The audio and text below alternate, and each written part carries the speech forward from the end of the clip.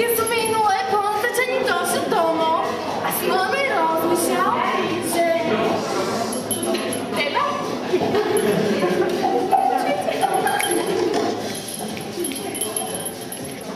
Že čo mi tu chýba? Bože, decka, že či hodinky, mobil? Ne. Normálne od srdiečka, vy decka, vy ste mi chýbali.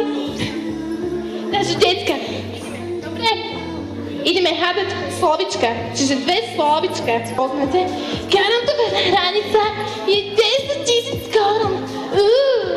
Čo by som si mohol kúpiť za 10 000? Vy ste ma unavili, strašne unavili. Viete, čo sa mi minule stalo? Som bola normálne, akože v Paríži s kamarátkou s Janou. A normálne mi povedal, akože som mi povedal, že aká je sprostá, lebo hovorila, že išli sme kúpovať lodičky, hej, a hovorím, že koľko máme? 11 sekúnd!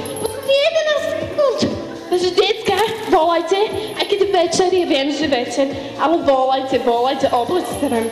No, takže, decka, keďže vy neviete, prvé slovičko, pod slovičkom sex. Sex. Takže, prvé slovičko už poznáte. A teraz si pustíme hudbičku a si možno aj zatancujeme, dobre? Takže, decka, pozrime sa zase na časmieru, že pozrime, dobre? Už len 4 sekundy, decka! 4 sekundy, takže volajte. Decka, vy si ma dneska strašne sklamali. Tak vám pomôžem s tým druhým slovičkom, dobre? Druhé slovičko je tam tak normálne, že všetci kričia, že